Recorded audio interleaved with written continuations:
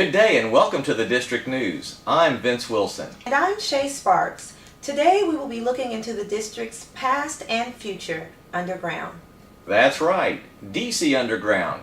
But we're not talking about Metro. We're talking about communication. And for our first segment, we're going to Van Ness Elementary near the Naval Yard with our man in the field, Haider Nassiry. Haider, it looks pretty messy out there. Seems to be a lot going on. Yes, I'm standing here at the corner of 5th and L, Southeast Washington, near Van Ness Elementary. As I understand it, DCNet is the city-owned telecom municipality that brings voice and data services to most of the district's agencies. It's getting a little loud. That's correct, Vince. Medium of those service lines is fiber optic. Now let me show you what DCNet and their crew are doing here. I'm here with Barry Silverman from DCNet. So what are we doing here today, Barry? Today we're cutting the street. We're going to be placing a new manhole over the top of some existing conduit. Okay, Barry. What are we going to see here today? What we're about to see is what it takes to build a new manhole. We start out with saw cutting the street, and they put a few holes in to get ready for the backhoe to physically dig up the area. And what you're seeing now is the slab that they have cut. They have to take this off first before they start digging the hole. Now that the asphalt has been dug up, now they're actually starting to dig the hole out, and they have to be very careful at this point. That's why they're doing it by hand. Is there's an existing conduit with working cables in it that has to be exposed. The reason that the man's in the hole is because the conduit, they're just about at the level to get ready to expose the conduit.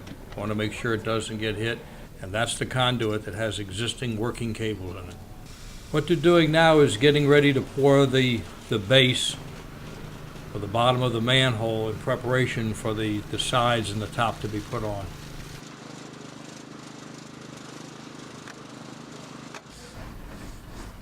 Now once this base has been poured, they'll let this sit overnight and come back the next day and put the rest of the manhole in.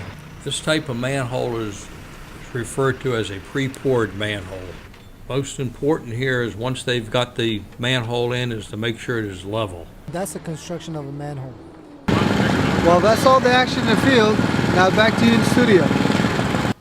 Thank you, Haider. Now we're going to move in studio for an interview with an interesting personality who has had a long association both with the DCNet initiative and with the district's underground infrastructure. I'm Don Johnson. It's the first time I've met Ben Franklin. Ben, I've heard a great deal about you here in Washington, D.C., and I know you have a very unique job here, one in which very, very few people are capable of performing. I'd like to ask you a few questions about it. Tell us how you got started in the telecom business.